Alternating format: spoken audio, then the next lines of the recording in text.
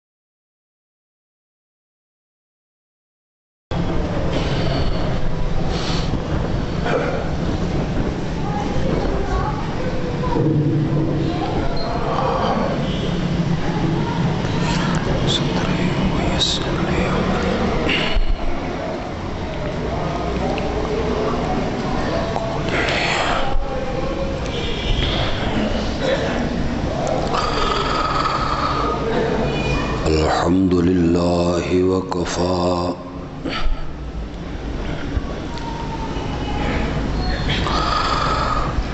والصلاة والسلام على سيد الرسل وخاتم الأنبياء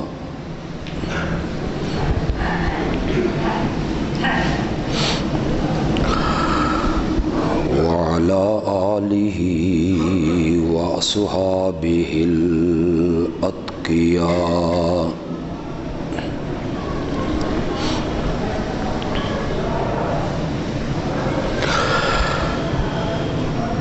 أما بعد فأعوذ بالله من الشيطان الرجيم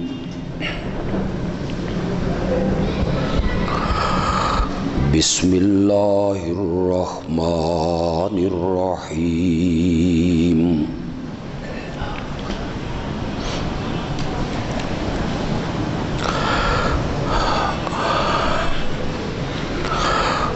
ولا يحسبن الذين يبخلون بما آتاهم الله من فضله هو خيرا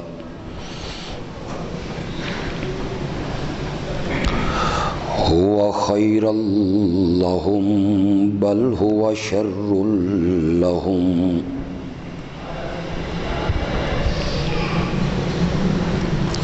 سيطوقون ما بخلوا به يوم القيامة ولله ميراث السماوات والأرض والله بما تعملون خبير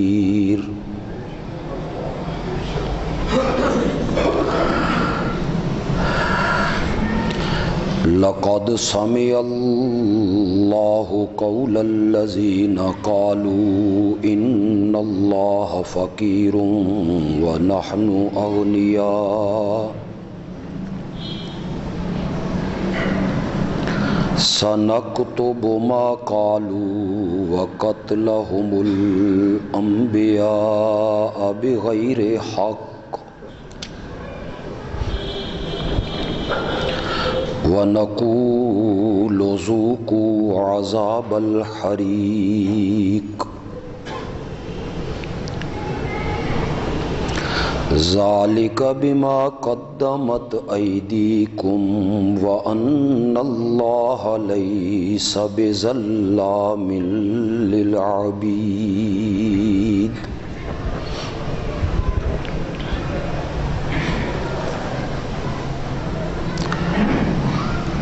جو لوگ اللہ کے عطا کردہ مال کے خرچ کرنے میں بخل کرتے ہیں،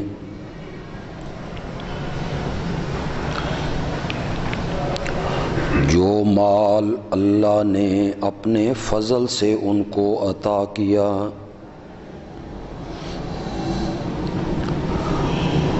وہ مت سمجھیں کہ یہ بخل ان کے لیے اچھا ہے، بلکہ وہ بخل ان کے لیے برا ہے۔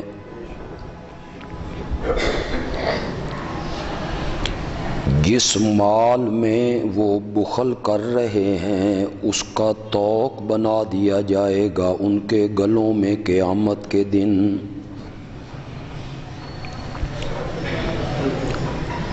اور اللہ ہی وارث ہے آسمانوں کا اور زمین کا، اور اللہ تمہارے اعمال سے خبردار بھی ہے۔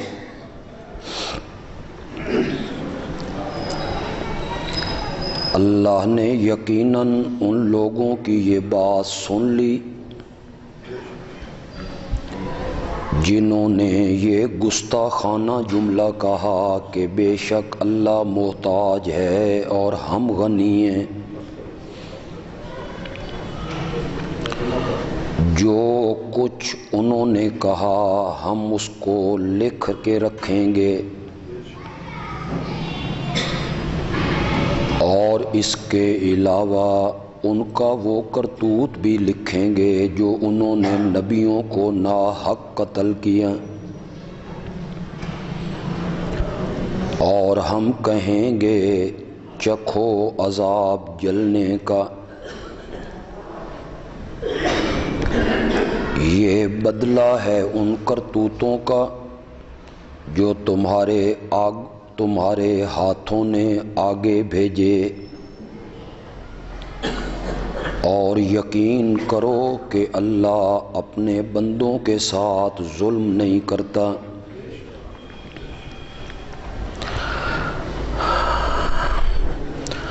اللہم صلی علی سیدنا و مولانا محمد وعلی آل سیدنا و مولانا محمد وبارک وسلم ثم صلی علیہ۔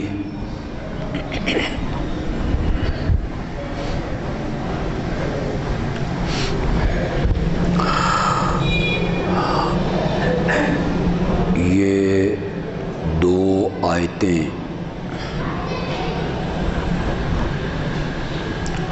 سورت آل عمران کی آیت نمبر 180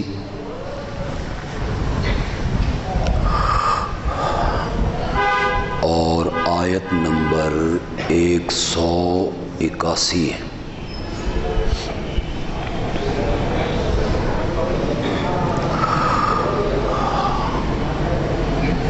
آسان سا ترجمہ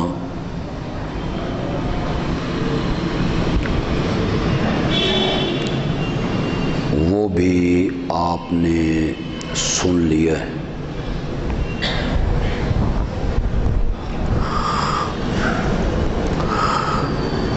اتنی بات تو آپ کو سمجھ آ گئی ہوگی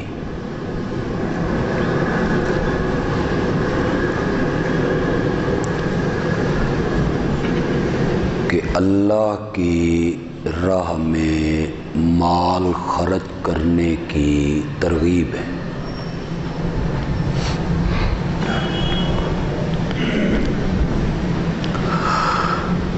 سورت آل عمران میں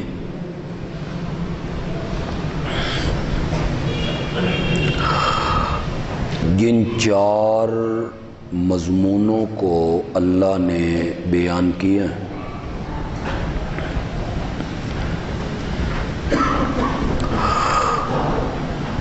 ان میں چوتھا مضمون ہے انفاق فی سبیل اللہ۔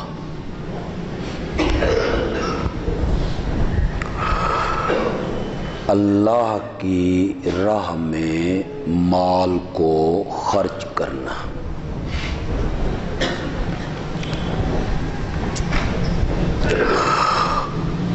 اور تیسرا مضمون ہے جہاد فی سبیل اللہ۔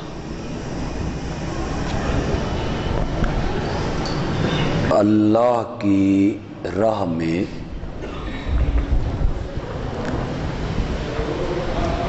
اللہ کے کلمے کو سر بلند کرنے کے لیے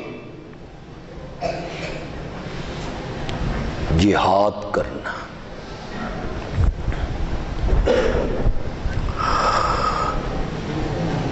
جہاد کے ساتھ انفاق کی ترغیب اس لیے ضروری سمجھی گئی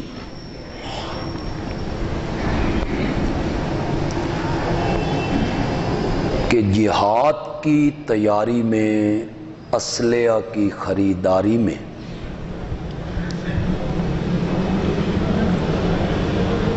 مال کی اور دولت کی ضرورت پڑتی۔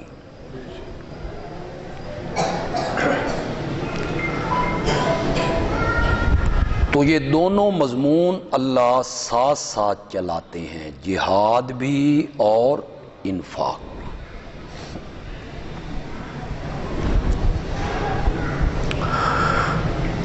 آپ قرآن پاک میں کئی جگہوں پہ پڑھتے ہیں، جب آپ تلاوت کرتے ہیں، وہاں اللہ دو جہادوں کا ذکر کرتے ہیں، بے انفسہم و بے اموالہم۔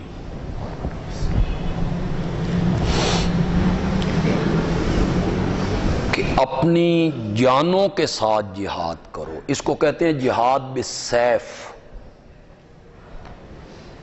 میدان میں نکلنا، اللہ کے کلمے کو سر بلند کرنے کے لیے جہاد بالسیف، اور دوسرا جہاد ہے جہاد بالمال۔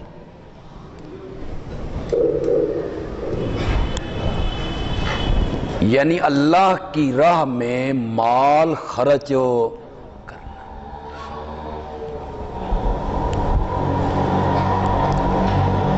قرآن پاک نے مختلف تعبیریں اختیار کر کے اپنے ماننے والوں کو اس کی ترغیب دی ہے کہ وہ رب کے رستے میں مال خرچ کریں۔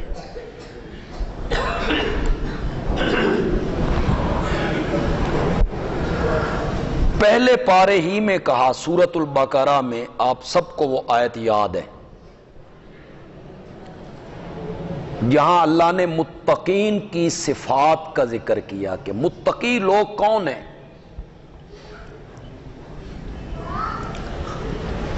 الذین یؤمنون بالغیب، جو بن دیکھے ایمان لاتے ہیں۔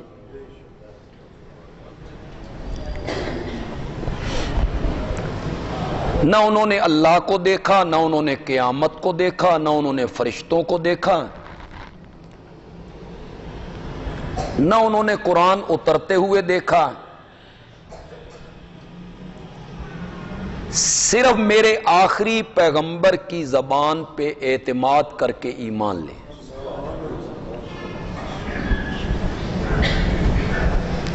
وَيُقِيمُونَ الصَّلَاةَ، اور وہ نماز کو قائم رکھتے ہیں۔ نماز قائم کرنے کا مطلب یہ ہے کہ اس کو اپنے فرائض، واجبات، سنن کے ساتھ وقت پہ پڑھنا، اس میں عاجزی، تواضع، تضرع، خشوع، خضوع،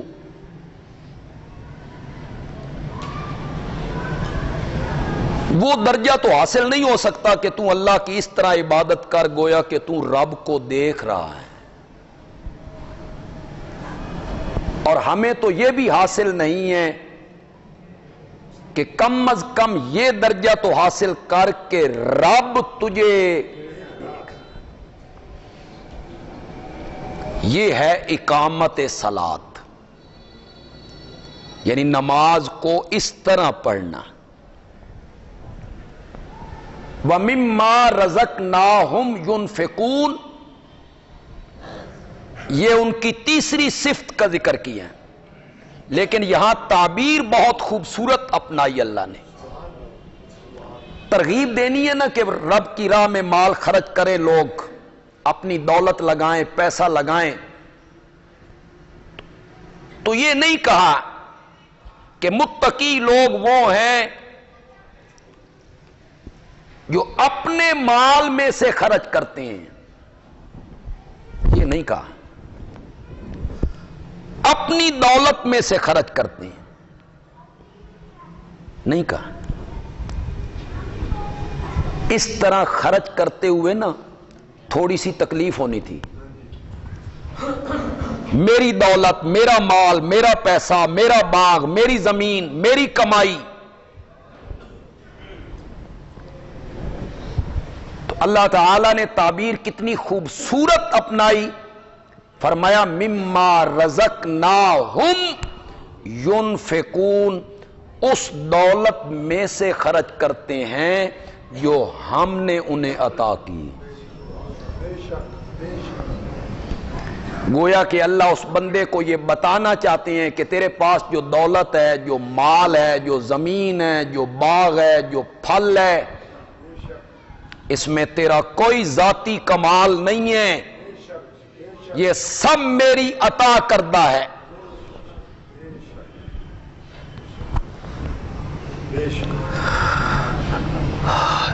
وہ بھی تو اللہ کے بندے ہیں نا، جن کے پاس آدھے مرلے کا بھی مکان نہیں ہے، خیموں میں رہتے ہیں۔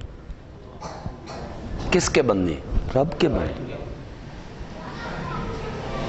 تو مکانوں میں رہتا ہے، کوٹھیوں میں رہتا ہے، تیری اللہ نہ رشتہ داری؟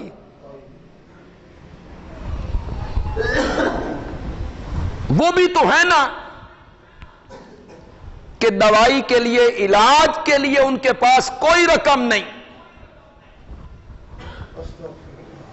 دوسرے کے پاس دولت کے ڈھیر ہیں، پیسے ہیں، بینک بیلنس ہے، تجارت ہے، باغ ہے، سونا ہے، چاندی ہے، گاڑی ہے،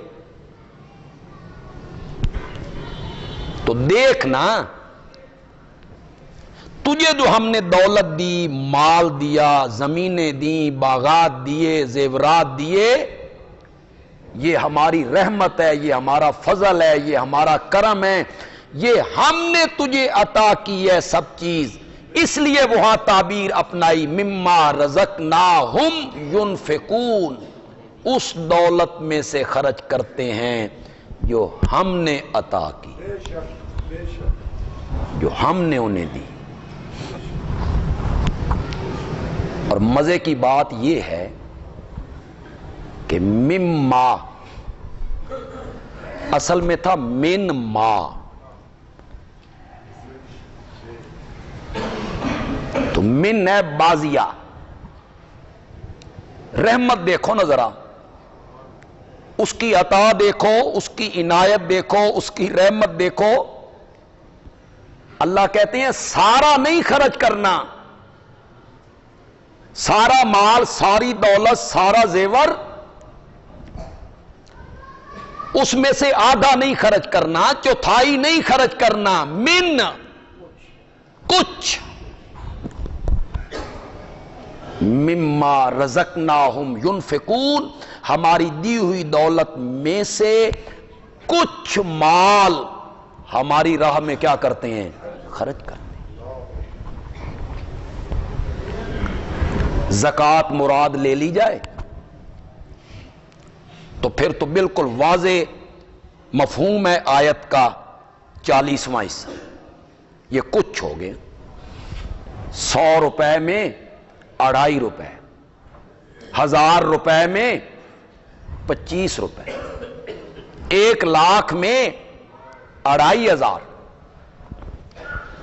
ورنہ جتنے آپ احباب یہاں موجود ہیں اللہ کا خوف رکھنے والے، اللہ سے ڈرنے والے، اگر اللہ یہ کہتا کہ تو ماں کے پیٹ سے باہر آیا تھا نا تو تیرے پاس کوئی چیز تھی، بدن پہ کپڑے نہیں ہیں، ننگے پاؤں، ننگے سر، ننگے بدن، تو ماں کے پیٹ سے باہر آیا، بول نہیں سکتا، پہچان نہیں سکتا، سوچ نہیں سکتا، کھا نہیں سکتا، پھر ہم نے تجھے قوتیں دیں، سننے کی، دیکھنے کی، سوچنے کی، شعور دیا، پھر قوت آنے لگی، پھر جوانی چڑھنے لگی، پھر شادی ہو گئی، پھر بچے ہوئے، پھر مکان، پھر دکان، پھر پیسہ، پھر دولت، پھر گاڑیاں،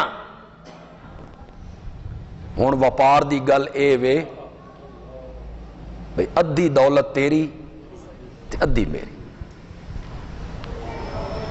اگر اللہ یوں کہہ دیتا تو جو اللہ سے ڈرنے والے لوگ ہیں انہوں نے عمل کرنا تھا کہ نہیں کرنا تھا؟ کرنا۔ لیکن اس کی مہربانی دیکھیے، نہ آدھا مال مانگ رہا ہے، نہ چوتھائی مانگ رہا ہے، نہ تیسرا حصہ مانگ رہا ہے، نہ آٹھواں حصہ مانگ رہا ہے، مما رزقناہم ینفقون، اس کی دی ہوئی روزی میں سے کچھ مال اس کی راہ میں کیا کرو؟ خرچ کرو۔ ترغیب دی، مختلف طریقوں سے تبلیغ دی، ترغیب دی، مثالیں دے دے کے سمجھایا۔ کمثل حبۃ، اللہ کی راہ میں مال خرچ کرنے والے کی مثال ایسے ہی ہے جیسے ایک دانہ جسے زمیندار زمین میں بو کے آیا، بازار وہ دانہ ختم ہو گیا، وہ ایک بوری، دو بوری جو اس نے زمین میں پھیلائی ہے دانوں کی، اگر وہ اسے اکٹھا کرنا چاہے تو پھر اکٹھا کر سکتا ہے؟ بازار بالکل ضائع ہو گئے، گھر کے دانے، گھر کا مال زمین میں پھینک کے آ گیا، لیکن وہ ضائع نہیں ہوئے۔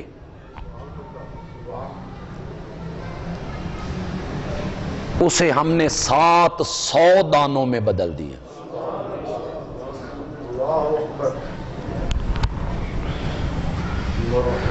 گھر میں پڑے رہتے تو کب تک رہتے؟ ختم ہو جاتے نا۔ اس نے زمین میں بکھیرے، رب نے 700 گنا کر کے اسے واپس کیا۔ اللہ نے فرمایا صدقہ کرنے والا، خیرات کرنے والا، اس کی مثال بھی اسی طرح ہے کہ ہم اسے 700 گنا کر کے قیامت کے دن واپس کریں گے۔ آگے سنو ذرا، آگے اللہ کہتے ہیں واللہ یضاعف لمن یشاء، اور اللہ اپنی رحمت سے جس کے لیے چاہے گا 700 گنا سے بھی بڑھا دے گا۔ یہ ہے اخلاص، یعنی خرچ کرنے میں اخلاص کتنا ہے، خرچ کرنے میں محبت کتنی ہے، خرچ کرنے میں رب سے پیار کتنا ہے، اس اخلاص پہ مبنی ہے کہ اس کا خلوص کتنا ہے، اخلاص کتنا ہے۔ جتنا دل کا اخلاص بڑھتا چلا جائے گا اتنی ہی اس کی نیکیاں، اجر اور ثواب بڑھتا چلا جائے گا۔ مختلف طریقے اپنائے، ترغیب دی تاکہ لوگ اللہ کی راہ میں کیا خرچ کریں؟ مال خرچ۔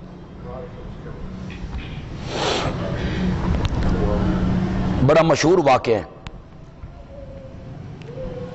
حضرت سیدنا صدیق اکبر رضی اللہ تعالی عنہ کے دور خلافت میں کچھ قحط کی کیفیت پیدا ہوئی تو حضرت عثمان رضی اللہ تعالی عنہ تاجر ہیں، شام سے ان کا مال آ گیا، سینکڑوں کی تعداد میں اونٹ ہے، लदे हुए गल्ले के। जो मदीना के व्यापारी हैं वो खुश हुए कि थोक के हिसाब से खरीद के परचून में बेचेंगे। तो हजरत उस्मान के पास आए कि ये सारा माल बेच दें, हम आगे मंडी में परचून के हिसाब से लोगों को फराहम कर देंगे। हजरत उस्मान ने फरमाया, क्या दोगे? कहने लगे 10 के 12 देंगे। फरमाया मुझे तो इससे ज्यादा मिलता है। यह ना इखलास कि 10 के हम 15 देंगे। फरमाया मुझे इससे भी ज्यादा मिलता है। हम 10 के 20 देंगे। फरमाया मुझे इससे भी ज्यादा मिलता है। यह है तिजारत, इसको कहते हैं ताजिर। एक हम हैं कि ऐसे मौकों पर तलाश में रहते हैं कि लोगों की मोहताजी हो और हम चीजों का निर्ख बढ़ाएं। रमजान शरीफ आता है तो खजूरें स्टॉक हो जाती, महंगे दामों बेचेंगे, कमाई करेंगे। एक ये ताजिर है जिसको नबी पाक ने फरमाया अल मुहतकिर अत्ताजिर मरजूकुन वल मुहतकिर मलऊन। ताजिर को अल्लाह रोजी देता है और जखीरा अंदोज जो है मलऊन। इसका माना आप कर दें। मलऊन उनका क्या माना है? हालांकि तिजारत बहुत मुकद्दस पेशा है, अंबिया का पेशा है। नबी अकरम सल्लल्लाहु अलैहि वसल्लम खुद क्या थे? ताजिर थे। आपने तिजारत की। हजरत खदीजा का माल लेकर गए शाम के इलाके में, और जब उसके फजाइल में बाज़ औकात पढ़ता हूं ना, तो बावजूद इसके कि उलमा के लिए भी अहादीस में बड़ी फजीलतें आई हैं, लेकिन मैं ताजरों पे रश करता हूं। रश्क आता है मुझे जब मैं उसकी फजीलतें पढ़ता हूं, उनका अजर पढ़ता हूं, उनका मर्तबा पढ़ता हूं। ये तो बड़ा मुकद्दस पेशा था। अत्ताजिर सुदूकुल अमीन।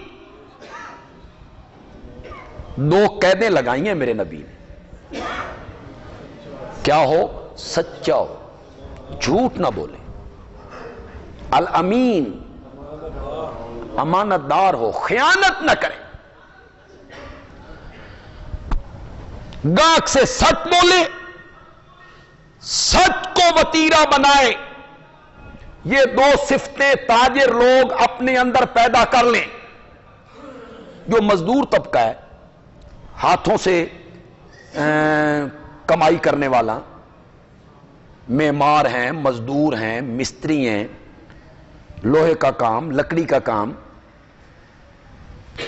उनकी भी बड़ी फजीलत है। एक मजदूर के मोटे मोटे हाथ, सख्त हाथ नबी पाक ने देखे।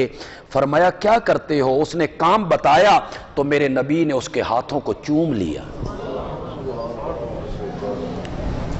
वो भी बड़ी बात है, जो हाथ की कमाई, मेहनत की कमाई। लेकिन जो ताजिर है ना, इनका रिज्क आसान है ना, लेकिन 2 शर्तें ये पूरी कर लें। खुदा की कसम बड़ा मर्तबा है, बड़ा मर्तबा है। मुझे खुद बड़ा रश्क आता है इस पर। अत्ताजिर सुदूकुल अमीन, सच्चा और अमानतदार ताजिर, मान नबीयीना। अल्लाहु अकबर। क्या दर्जा होगा नबियों का क़यामत के दिन? सोच सकते हो, तसव्वुर भी कर सकते हो? अपने इतने बड़े अजर को झूठ बोल के जाया करते रहते हो, इतने बड़े अजर को खयानत करके जाया करते रहते हो। جھوٹ بول کے بندہ کمائے تو زیادہ کما لیتا ہے.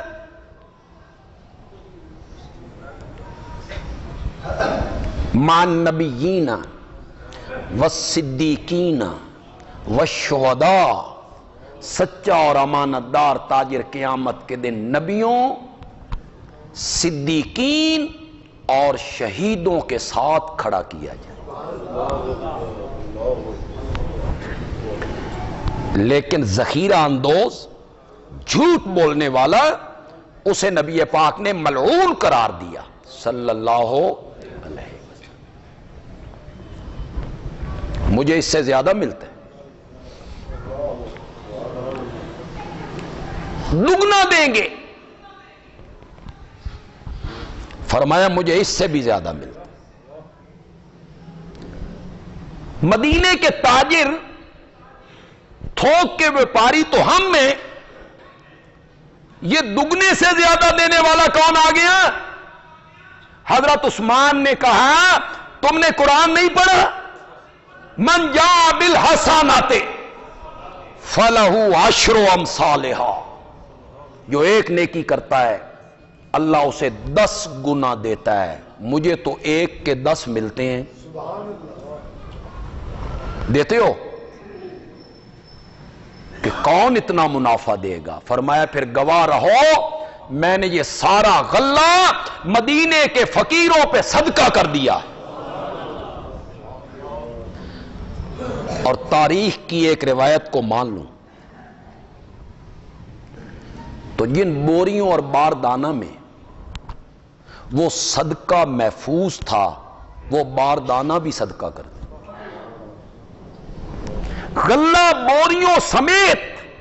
اور تاریخ کی اس حقیقت کو مانوں تو جتنے اونٹ تھے وہ سارے ذبح کر کے ان کا گوشت بھی صدقہ کر. وہ پہچانتے تھے اس بات کو کہ اللہ نے دولت دی ہے، اللہ نے مال دیا ہے، تو پھر یہ مال اور دولت اللہ کی راہ میں خرچ ہونی چاہیے.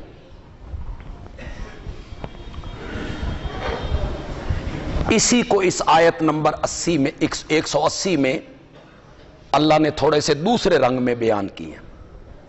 قرآن کے 2 رنگ ہیں، ایک ترغیب ایک ترہیب. یہ سر دے اتو گزر گئی ہونی. ایک کبھی کبھی اللہ رغبت دلاتے ہیں اور کبھی کبھی اللہ ڈراتے ہیں. یہاں ڈرایا، فرمایا جو لوگ یبخلون، بخل کرتی ہے. بخل ہے جس جگہ پہ اللہ نے خرچ کرنے کا حکم دیا بندہ اس جگہ پہ مال خرچ نہ کر. اس کو کیا کہتے ہیں؟ بخل. اور فضول خرچی کسے کہتے ہیں؟ جس جگہ پہ اللہ نے خرچ کرنے سے روکا اس جگہ پہ خرچ کرنا، یہ فضول خرچی ہو گئی، اسراف ہو گیا.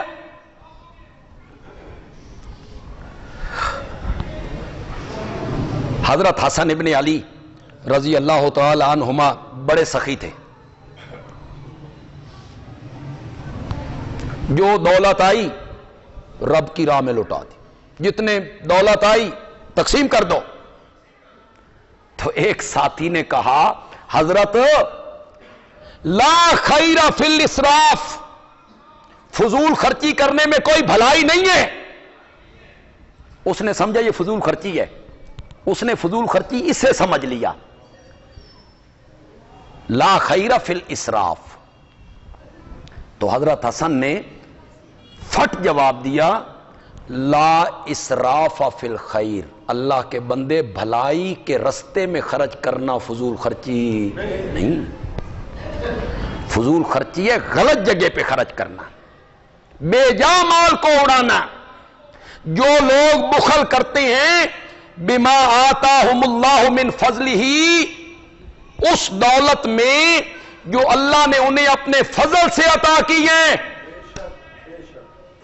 اپنی فضل سے جو اللہ نے ان کو دولت دی ہے، جو بخل کرتے ہیں وہ مت سمجھیں ہوا خیر لہم کہ یہ بخل کرنا، کنجوسی ان کے حق میں بہتر ہے، بل ہوا شر لہم، بلکہ یہ کنجوسی اور بخل ان کے لیے کیا ہے؟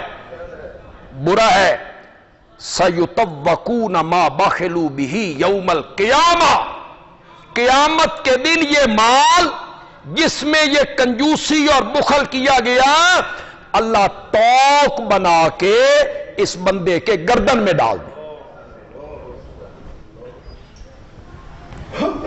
یہ جب آیت میرے پیارے پیغمبر نے پڑھی تو آپ نے ساتھ ایک ارشاد فرمایا، ذرا وہ سنیے، پھر اس آیت کی تشریح ہو جائے گی۔ آپ نے فرمایا جو آدمی اپنے مال کی زکوٰۃ نہیں دیتا، قیامت کے دن اس کے مال کو ایک سانپ کی شکل دی جائے گی، اور سانپ بھی اتنا زہریلا کہ زہر کی وجہ سے اس کے سر کے بال اڑ جائیں۔ اس مال کو، دولت کو ایک سانپ کی شکل میں تبدیل کیا جائے گا، اور قیامت کے دن اس کے گلے میں ڈالا جائے گا۔ جو سانپ ڈس ڈس کے اسے کہے گا روتا کیوں ہے، چلاتا کیوں ہے، گھبراتا کیوں ہے، میں تیرا وہی مال ہاں جس کو تو سنبھال کے رکھا کرتا تھا، گن گن کے رکھا کرتا تھا، اس کی زکوٰۃ نہیں دیتا تھا، غریبوں پہ خرچ نہیں کرتا تھا، میں تیرا وہی مال ہوں۔ یہ حدیث بیان کر کے آپ نے اسی آیت کو پڑھا کہ جو لوگ بخل کرتے ہیں اللہ اس مال کا توق بنا کے ان کی گردنوں میں۔ اللہ نے عجیب عجیب رنگ اپنائے ہیں خرچ کرنے کے لیے کہ لوگ مال میرے رستے میں کیا کریں، خرچ کریں۔ ایک جگہ پہ تو بڑا عجیب انداز اپنا لیا، من ذا الذی یقرض اللہ قرضا حسنا، کون ہے جو اللہ کو قرض حسنہ دے دے؟ کون مانگ رہا ہے؟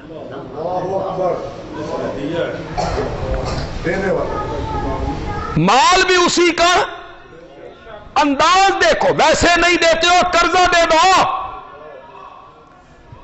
ویسے نہیں دیتے ہو قرضہ دے دو، اور دنیا کا ہر سود حرام ہے۔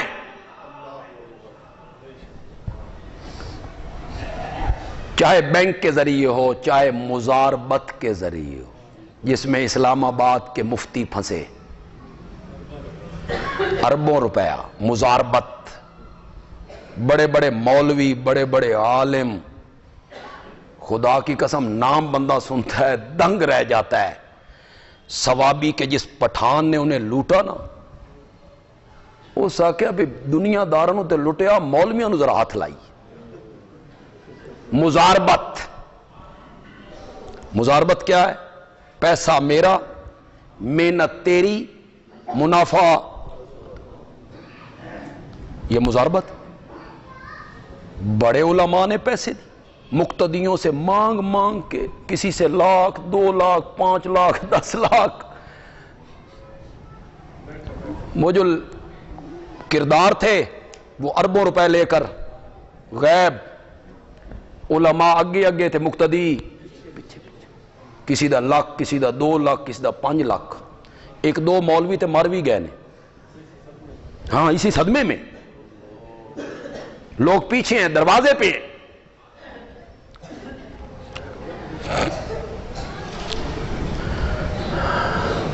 میری امت پہ ایک وقت آئے گا کہ اگر کوئی آدمی سود سے بچ گیا تو سود کے غبار سے نہیں بچ سکے گا۔ اللہ محفوظ فرمائے، اللہ محفوظ فرمائے۔ اللہ اکبر۔ اللہ نے فرمایا قرضہ دے دو، دنیا کا ہر سود حرام ہے، میرے بینک میں جمع کرواؤ، میرے بینک میں جمع کرواؤ۔ کوئی اتنا منافع نہیں دے گا، نہیں دے گا، نہیں دے گا جتنے منافع کا میں وعدہ کرتا ہوں۔ مولا تو کتنا منافع دینا؟ فرمایا 1 کے ساتھ 100۔ میرے بینک میں جمع کرا کے محفوظ کر دو، مرنے کے بعد آ کے مجھ سے لے لینا۔ قرضہ دے دو قرضہ. یہ آیت اتری نا. اب میں آیت نمبر 81 پہ جا رہا ہوں. یہ جو میں نے آیت نمبر 81 پڑھی, یہ آیت اتری نا, تو یہودیوں نے کہا مسلمانوں دا اللہ بھکا ہو گیا. طنز کیا, تمسخر اڑایا. ان اللہ فقیر ونحن اغنیاء, اللہ محتاج ہے ونحن اغنیاء, اور ہم کیا ہیں؟ غنی ہیں. ساڈے کول منگدا, اور مانگتا بھی قرضہ ہے, قرضہ مانگتا ہے. ادھر سے سود کو حرام قرار دیتی ہیں, پھر منافع کا وعدہ کرتی ہیں. تمسخر اڑایا, مزاح اڑایا. حضرت صدیق اکبر رضی اللہ تعالی عنہ اس محفل میں دعوت دینے گئے. یہودیوں کے اس بڑے نے, سردار نے, جو بھی تھا, کوئی عالم تھا یا جو بھی تھا, اس نے جب یہ بکواس کی نا, تو حضرت صدیق اکبر نے ایک زناٹے دار تھپڑ اس کے چہرے پہ مار.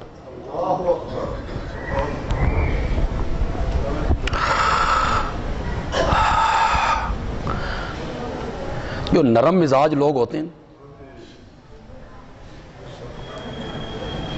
حلیم متبع, حلیم متبع, دعا کرو انہوں نے غصہ نہ آئے. جو غسیل ہوتے ہیں, بھڑک گئے پاؤں پہ ہی. کچھ ہوتے ہیں حلیم متبع, لیکن کوئی موقع ایسا ہوتا ہے کہ وہ حلم نہیں, حوصلہ نہیں, صبر نہیں. یہ صدیق اکبر بڑے حلیم متبع ہیں, بڑے نرم مزاج. لیکن یہاں جب بکواس سنا نا کہ رب کے متعلق یہ جملہ اس نے بولا ہے, تو پھر ان سے بھی حوصلہ اور صبر نہ ہو. حدیبیہ کے مقام پہ جو مشرکین کا نمائندہ آیا تھا اور بار بار نبی پاک کی داڑھی مبارک کو ہاتھ لگاتا تھا, تو میرے نبی کا جو پہرے دار تھا اس نے کہا ہاتھ پرا کر, اگر اب تو نے ہاتھ آگے بڑھایا نا تو یہ میری تلوار دیکھی ہے. اس نے کہا یہ کون ہے؟ کہ یہ فلاں ہے. تو اس مشرکین کے نمائندے کے منہ سے ایک جملہ نکلا, نبی پاک کو خطاب کر کے کہتا ہے یہ جو آپ کے دائیں بائیں ارد گرد سارے ہیں نا, مشکل کی گھڑی آئی تو ان نچو نظر کسی نہیں آنا, یہ سب تتر بتر ہو جائیں گے, بھاگ جائیں گے. حضرت صدیق اکبر نے فرمایا امسس بذلات, خاموش ہو اور جا کے لات کی شرمگاہ چوم. اب لات ان کا کیا ہے؟ معبود ہے. معبود سے بندے کو کتنا پیار ہوتا ہے. تو جملہ حضرت ابوبکر نے کیا بول دیا؟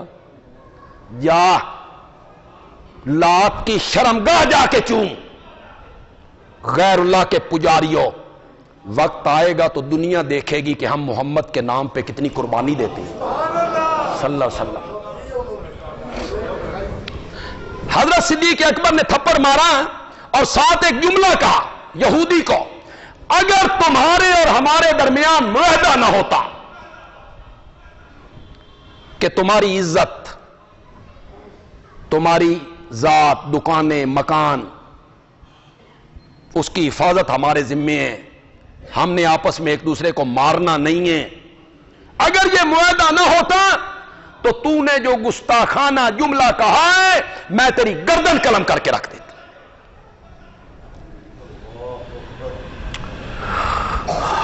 لیکن صرف تھپڑ مارنے پہ اکتفا کی, تلوار نہیں نکالی, گردن قلم نہیں کی.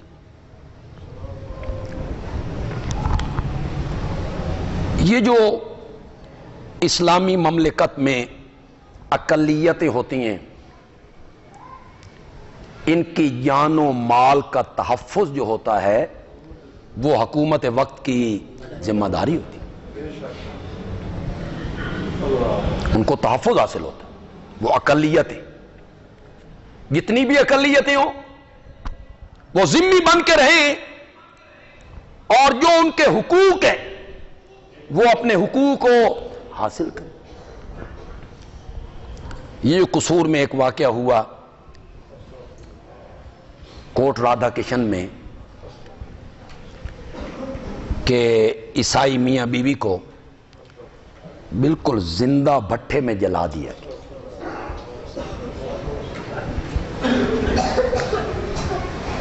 بڑا انسانیت سوز واقع، بدن کانپ جاتا۔ کوئی عیسائی ہے، کوئی یہودی ہے، کوئی ہندو ہے، کوئی سکھ ہے، اس کا اپنا مذہب ہے، ہم اسے جبر اکراہ نہیں کر سکتے اس پر۔ شاید اس سے پہلے میں نے آپ کو کبھی یہ بات نہ سنائی ہو کہ بنو قریظہ کو، بنو نذیر کو جب جلا وطن کیا گیا، جو یہودی تھے، کہ نکل جاؤ، مدینہ چھوڑ دو، اور جتنا سامان لے جا سکتے ہو لے جاؤ، تو یہ مدینے سے نکلے خیبر چلے گئے۔ بات ذرا سنیے، مدینے کے جو انصار تھے نا، ان کے کچھ بچوں نے یہودی مذہب قبول کر رکھا تھا جاہلیت کے زمانے میں، میرے نبی کے آنے سے پہلے۔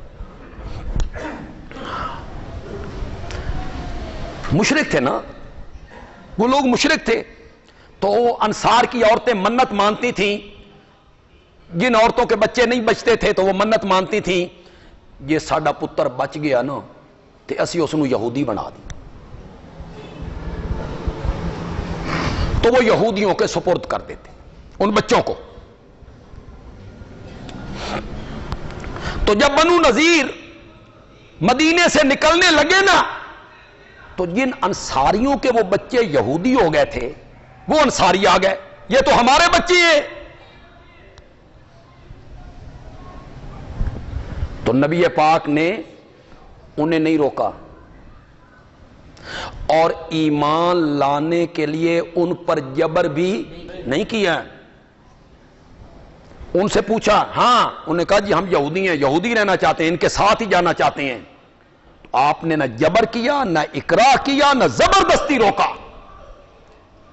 کہ جو یہودی ہے، چاہے انصار کا بچہ ہے، اگر وہ یہودیوں کے ساتھ جانا چاہتا ہے تو چلا جائے۔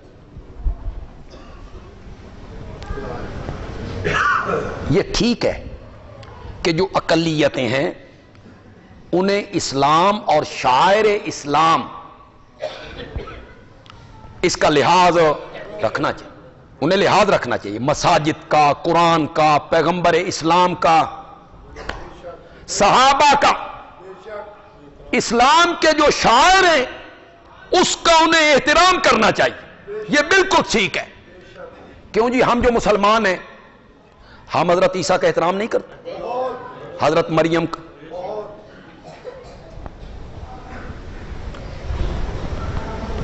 جس پیغمبر پہ قرآن اترا اس کا نام قرآن میں 4 مرتبہ ہے، حضرت عیسیٰ کا 25 مرتبہ ہے، میرے نبی کا کتنی مرتبہ؟ 4۔ پورے قرآن میں حضرت عائشہ کا نام نہیں ہے، نام بھی نہیں ہے۔ حضرت مریم کا نام 34 مرتبہ قرآن نے ذکر بھی کیا، ایک پوری سورت اتاری گئی جس کا نام کیا ہے؟ سورت مریم۔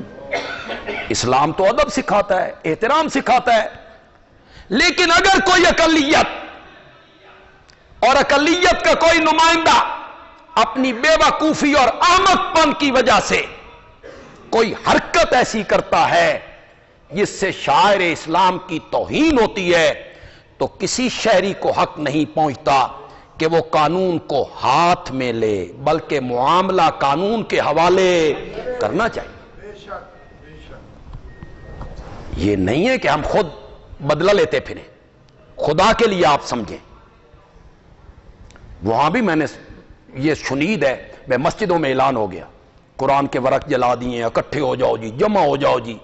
پھر جب قرآن کی بات آ جائے تو پھر نہ آپ سوچتے ہیں، نہ آپ سمجھتے ہیں، نہ آپ دیکھتے ہیں، نہ آپ غور کرتے ہیں، نہ آپ پس منظر کو دیکھتے ہیں اس کے پیچھے کیا ہے۔ پھر آپ بھاگ کھڑے ہوتے ہیں، پھر آپ کے ہاتھ میں جو آتا ہے آپ لے کے نکل جاتے ہیں، پھر قانون کو آپ ہاتھ میں لے لیتے ہیں۔ گجرانوالہ میں آج سے 8-10 سال پہلے کی بات ہے شاید، ایک آدمی کو گلیوں میں گھسیٹ گھسیٹ کے مار دیا گیا تھا، گلیوں میں گھسیٹ گھسیٹ کے۔ کیوں؟ اس نے قرآن چولہے میں ڈالا ہے، حالانکہ وہ خود حافظ قرآن تھا۔ وہ خود کیا تھا؟ ہوا کیا؟ ناشتے کا ٹائم ہے، وہ حافظ قرآن اپنی اہلیہ کے ساتھ باورچی خانے میں، قرآن اس کے ہاتھ میں ہے، پڑھ رہا ہے قرآن، وہ قرآن کی تلاوت کر رہا ہے۔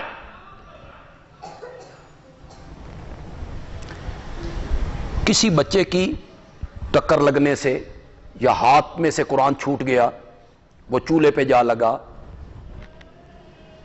وہ جل رہی تھی آگ، اوپر سے پڑوسن کی ایک عورت آئی، اس نے دیکھا، اس نے باہر جا کے کہا قرآن نو اگلا چھڈی نے۔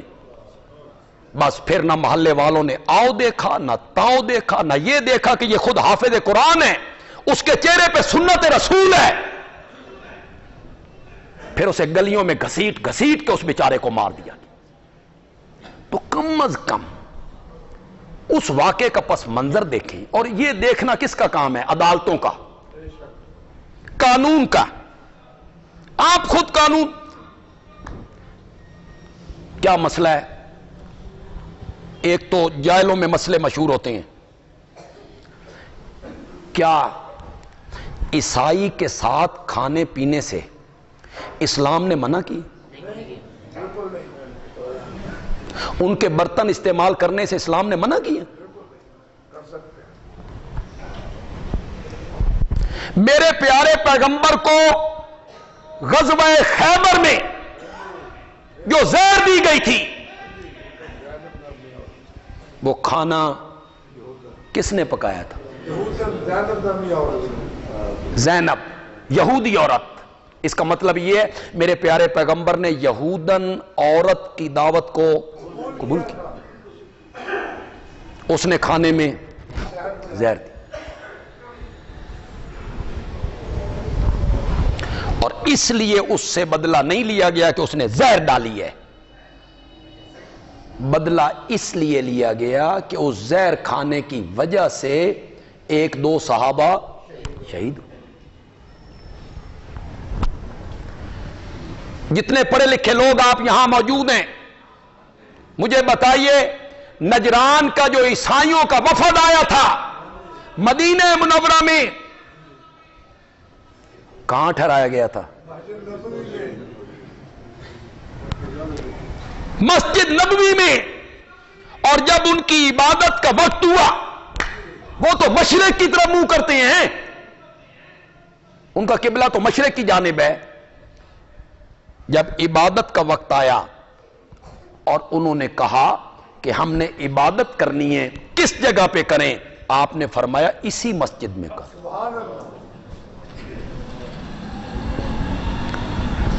اسلام تو یہ کہتا ہے، تو یہ درندگی ہے، یہ حیوانیت ہے۔ 3 ان کے معصوم بچے ہیں، 3 جن کا باپ بھی چلا گیا، ماں بھی چلی گئی۔ پتہ نہیں بھٹے والوں سے ان کا کیا جھگڑا ہوگا، کوئی لین دین کا جھگڑا ہوگا، پیسوں کا جھگڑا ہوگا، عزت کا جھگڑا ہوگا، لیکن وہاں 800-900 آدمی کیسے اکٹھے ہو گئے؟ تو یہ اعلان اور غیر ذمہ دارانہ باتیں،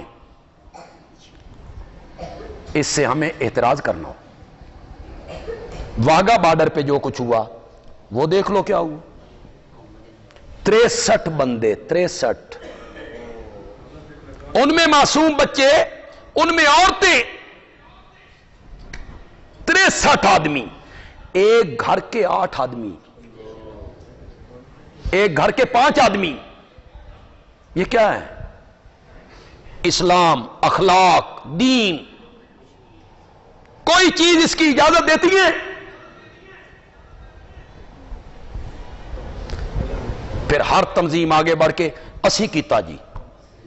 3 تنظیموں نے تو اس کی ذمہ داری قبول کی، 3 تنظیموں نے. پتہ نہیں کیتا کس سے؟ وہ کہتا میں نے کیا، وہ کہتا میں نے کیا، وہ کہتا میں نے کیا. فاروقہ میں آپ دیکھیں کیا ہوا 10 محرم کو. 2 آدمی شہید ہوئے، کئی لوگ زخمی ہوئے. تو یہ سوچنا پڑے گا حکومت کو کہ ماتمی جلوسوں کے دوران اسلحہ کیسے آ گیا، جس کو استعمال کیا گیا. پچھلے سال تعلیم القرآن میں اور اس سال فرقہ میں. 1 مہینہ ہو گیا ہے، میٹنگیں ہو رہی امن کمیٹی کی، انتظامیہ کی. اتنے علماء فلاں ضلع میں بند، اتنے علماء فلاں ضلع میں بند، اتنے علماء فلاں ضلع میں. اس کا مطلب یہ ہے کہ 2 مہینے کے لیے ان علماء کو ان ضلعوں میں بند کر دو، باقی 10 مہینے خیر ہے. عجیب تماشا. بھائی اگر ان علماء کی تقریر سے فساد پھیلتا ہے تو پھر یہ کیا ہوا؟ بھائی ذی الحج میں جائز، محرم میں ناجائز. اور اس کی ایک لسٹ پڑی ہوئی ہے، علماء مر چکے ہیں، لسٹ میں ابھی نام ہو باقی. مولانا اکرم عابد مرحوم، کسی اخبار میں نے پڑھا خوشاب میں کہ کہیں مولانا اکرم عابد مرحوم پر بھی پابندی. چل بھائی، ایجنسیاں دیکھیں آپ، ان کی رپورٹیں دیکھیں آپ. تمہیں اتنا بھی پتہ نہیں ہے کہ ایک آدمی مر گیا ہے؟ وہ پرانی لسٹیں اٹھا کے بغیر دیکھے بھالے. یہ ساری اتنی کاروائیاں کرنے کے باوجود پھر حادثہ کیسے ہو گیا؟ اس کا ذمہ دار کون ہے؟ اس کی صحیح طور پہ تحقیق ہونی چاہیے. کیوں بھائی، صحیح کہہ رہا ہوں کہ غلط کہہ رہا ہوں؟ تحقیق ہونی چاہیے. اس کے پس منظر میں کون ہے، اصل مجرم کون ہے، اور جو اصل مجرم ہے انہیں قرار واقعی سزا ملنی چاہیے، تاکہ آئندہ کوئی آدمی اس طرح کی حرکت نہ کر سکے. اور وہ جو کوٹ رادھا کشن میں ہوا مسیح برادری کے ان لوگوں سے، اس کی بھی صحیح تحقیق ہونی چاہیے. اور جو مجرم ہے نا، ان کو ایسی سزا ملنی چاہیے کہ پچھلوں کے لیے عبرت بن جائے. کیوں بھائی، صحیح کہہ رہا ہوں کہ غلط کہہ رہا ہوں؟ ایسی سزا ملنی چاہیے جو اصل مجرم ہے، جنہوں نے یہ کام کیے. اوہو، درس قرآن انشاءاللہ مغرب کے بعد 18 بلاک کی مسجد میں حسب سابق انشاءاللہ ہوگا جی، انشاءاللہ. یہ ہر ہفتے ہوتا، ہر جمعے کو ہوتا ہے. مغرب کے بعد آج بھی ہوگا. آپ تمام حضرات اس میں تشریف لائیں گے جی.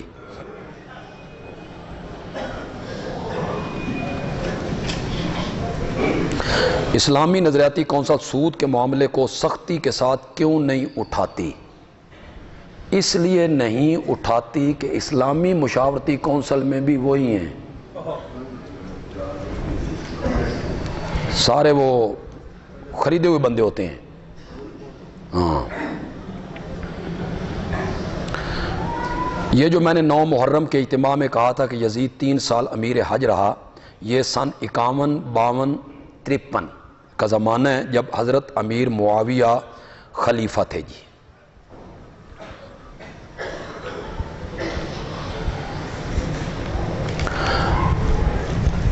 ہمارا جو رسالہ ہے ضیاء توحید ماہنامہ،